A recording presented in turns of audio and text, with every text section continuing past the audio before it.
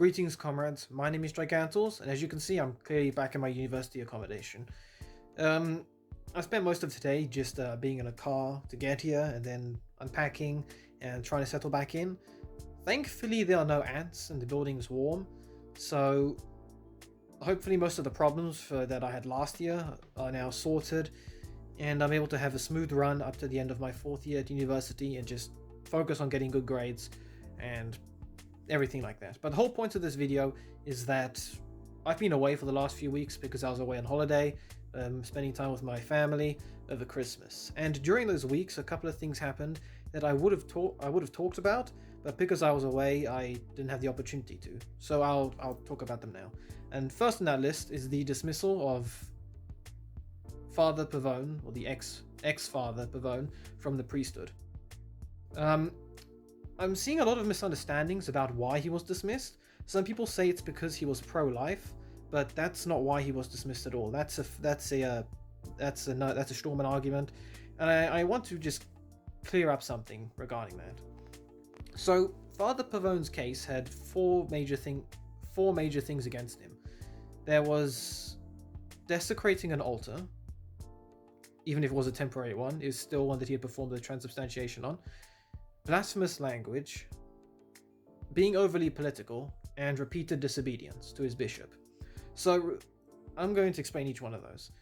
He desecrated an altar by having a dead body put upon it, and he did this as part of his pro-life, his very strong pro-life ministry.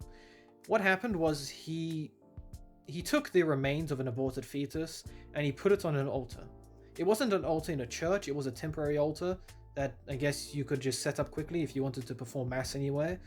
But the fact remains that he had performed this. He had performed the transubstantiation, the consecration of the bread and wine, on the same altar that he would later put the aborted fetus's remains on it. And in a way, that desecrates it. It definitely went to show just how far sometimes he would go for his ministry. And whilst I am pro-life, as every Catholic should be, I can definitely see how putting a dead body upon an altar, let alone the body of a fetus, could completely undermine your message, no matter what it was. The second thing was blasphemous language. Father Pavone, ex-Father Pavone, unfortunately seems to have a bit of a short temper. He's also... Well, the problem with having a short temper sometimes is that you can say things that you may later regret, or things that could possibly backfire against you. And I think the tweets are deleted now, but several times, whenever Pavone went into a rage, effectively, because of something that had happened, such as... Well, he's conservative, so he's a Republican supporter, and there's nothing wrong with being a Republican supporter, but when the Republicans lost the election and Biden took over office, Pavone said some very strong words, calling the tens of millions of people that voted for Biden and Biden himself effing losers, which I'm sure we can agree is probably not the best of language to use, not only as a respectable priest against a sitting head of a country and tens of millions of other people, but also on a public forum. It's one thing to have an opinion, but we need to remember that what you put out on the internet not only will just last forever, but also everyone can see it. And when you see something on Twitter like that, especially if you have a large following like he does, it's going to be a lot of people are going to see this message and they're going to think wrongly of the priesthood. They're going to think the priesthood is just a bunch of angry or old white men who just go around cursing people, and it's not. And of course, that's incorrect. Okay, that's not what the priesthood is. But the problem was Pavone's short temper. Even if he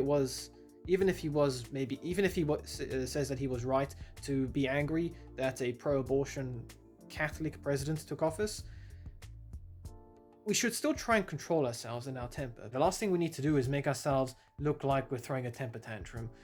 And as I believe St. Paul says it in his epistles, a priest or clergyman needs to be a respectable individual, because they are a spiritual father of the church. They need to be a role model for people to follow. And a priest who curses when he doesn't get his way, politically speaking, is probably not the best role model to use. When people say stuff in a fit of rage, that's basically unfiltered. In fact, someone who's angry is going to probably be very honest with you, because they simply have no filter on what they say. And you can say a lot of things that you can't take back, so be careful when you guys are angry. The third thing that Pavone did was being too political. And I can't remember what it was he was on, but he was on some sort of board regarding something about being pro-life for President Trump. And whilst that may sound fine, the problem is that the church isn't meant to get political. It's one thing for the clergyman to suggest what matters you should focus on when you vote for someone, when you vote in an election, but the church and clergymen should not tell you specifically who to vote for, whether it be a person or a party.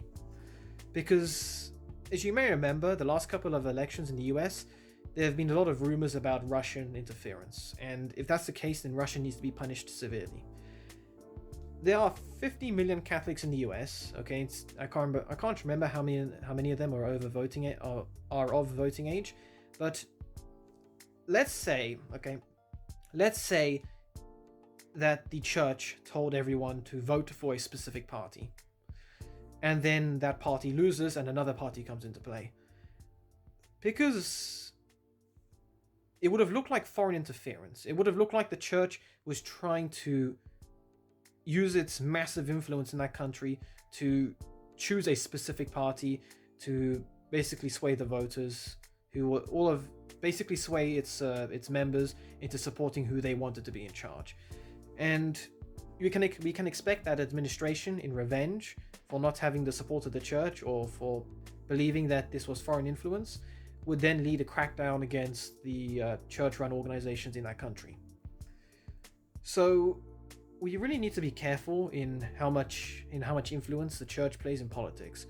Technically, the church should be above politics, but the problem is that Pavone was getting too political. And this leads on to the fourth point, which was that he had been repeatedly warned by his bishop to stop being political. Even if the answer is obvious, even if you know what party you should vote for or what individual because of their policies, again, the church can't tell you that you must vote for that person. They can say you should vote for a pro-life candidate, but that doesn't mean they say you must vote this party or you're going to be excommunicated or you will go to hell. Because even if technically that's right, it would still qualify as foreign interference. And the last thing we need is the persecution of those 50 million Catholics and all the Catholic-run charities and organizations and stuff in the US, simply because the party who didn't have the support of the church got into power and wanted revenge. And the church does a lot in the US, especially being pro-life, especially pro-life institutions such as all the various trying to think now, like baby centers, baby charities, stuff like that, help for new mothers. They do a lot of stuff like that. And if the government cracks down against that, you're actually going to be harming the pro-life case. So there was a case made against Pavone revolving around these 4 accusations. So just to recap, there was desecration of an altar, which he did apologize for, but the fact was he had shown that he would go to extreme lengths for his ministry, even if he did later apologize for it. There was the blasphemous language, being too political, and repeated disobedience to his bishop.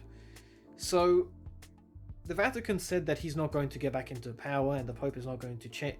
The Vatican has said he's not going to return to the priesthood, and that the Pope has no intention of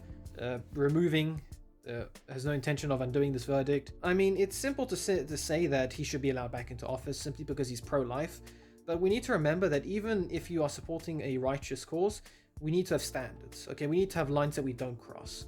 And even if you had the right intentions, you shouldn't be placing the remains of an aborted fetus on an altar that you use to perform the transubstantiation on. Okay, something like that really doesn't have any exception. Even if he was right, Okay, even if a lot of people are angry about how he's been treated, we shouldn't use this as an excuse to go against the church or the magisterium. Because even when Saint Padre Pio was temporarily banned from performing the sacraments, it wasn't because the church hated him. It was because the church were uncertain about whether or not his stigmata and his visions and stuff were actually authentic. They didn't want people to follow someone who could potentially be leading them astray. And Saint Padre Pio knew this. He said to his supporters, look, I understand that you're angry, but just remain calm. Okay, be civilized. Don't fall away from the church. If what I'm doing is right, then God will prevail and I'll be reinstated. So if Pavone is at some point eventually in the future return to his position, then okay, sure, that's a good thing. Okay, he's back. He's back. But we shouldn't try and force the church to accept him back. For all we know, there's actually a lot more than those 4 points in this investigation that the church had a more in-depth analysis of. I mean, again, this is a court case. How much of everything that we know, how much of everything that happens in a court case is released to the public? Especially with something as private as the church. Maybe Pavone has done something worse and we don't know about it, but in order to preserve his dignity, the church has not publicized it. Even if they're going to face a lot of criticism for this, they said, you know what, no, okay, we're going to still keep his dignity. We're not going to have all his supporters turn their backs on him because he's a good pro-life individual, but his actions are tarnishing the image of the priesthood. So yeah, I apologize if that's a bit confusing. The point is, Pavone was removed from office for specific reasons. We shouldn't go against the church simply because he was a good pro-life individual, because that doesn't justify some of his actions, especially if the church deemed them inappropriate for a priest to follow. And the church does have reasoning, we just need to try and understand it. We shouldn't use a strawman argument of, oh, he was removed from office because he was pro-life. No, that's not the case at all. And it's also wrong, by the way, to make a comparison to Father James Martin, who, although he's gone wrong and way too far in several of his church teachings, the places he goes wrong in, it's not the same as far as what happened with Pavone. Pavone was removed for unrelated reasons to why Father James Martin is wrong. Anyway, second point is that Pope Benedict XVI died, and I'd known for a few days that he had been in hospital, and the hospital had said that he was critical or something, but stable. Yet I remember, because I'd stayed up late the previous night. I woke up and my father was walking upstairs, and he saw me in bed half awake. I was busy going like, what day is it? I didn't actually say that out loud. I was just, you're confused when you're half awake. And my father looked at me and said, "The Pope's dead." And I immediately knew it was Pope Benedict XVI. And it took a while for that to sink in, but I ended up crying a couple of times. Not like sobbing, but I still shed some tears because it was a sad event. I can't say really that I understood much about Pope Benedict XVI when he was in office, because this was prior to me returning really back to the faith. But I know that Pope Benedict XVI was a massively important individual in the church, even before he was the Pope. I've read some of his works, and the book I'd received at my confirmation, which was UCAT, it was a book called UCAT, and it was basically not a child's version, but more like a simpler version of what the Catechism was, explaining the Catholic Church's beliefs. And I believed he contributed towards that quite a bit, let alone the Catechism itself. But he was very important to me in helping understand the faith. So his passing was definitely quite a sad event for me, and it's still quite tragic how a lot of people are going to, I believe that they're unofficially called Benevacantists, but you have a lot of people now claiming that with Pope Benedict XVI dead, we must have a new conclave because Pope Francis isn't the valid Pope. And it's just really stupid listening to some of their arguments, because they're nothing more than sedevacantists, or modern sedevacantists now, because they don't have the excuse that Pope Benedict XVI is the actual secret valid Pope. Because let's say that he was still the valid Pope and he hadn't resigned his office properly. That would make him one of the most evil people on earth for pretending to resign when he was still in power. And during that entire time, he didn't do anything with that power, just letting a false pope, or technically he would be an anti-pope, for letting anti-Pope Francis run the Vatican incorrectly.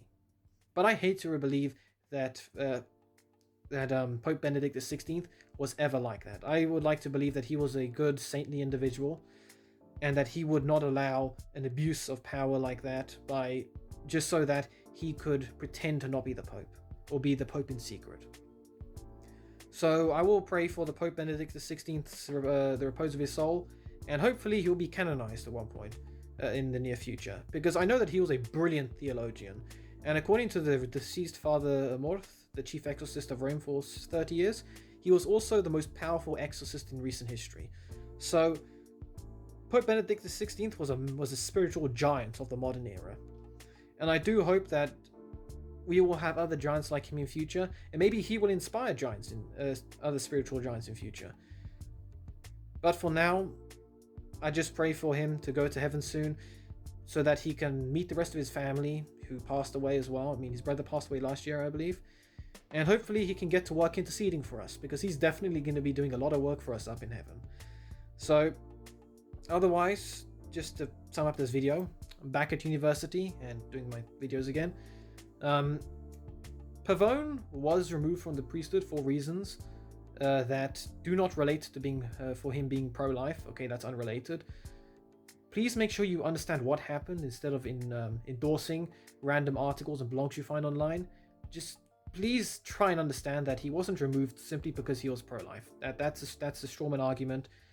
Understand that there was a proper court case behind it, just in the church, and that if the church has a reason for something, we should try understanding why they did it before we disagree with their verdict.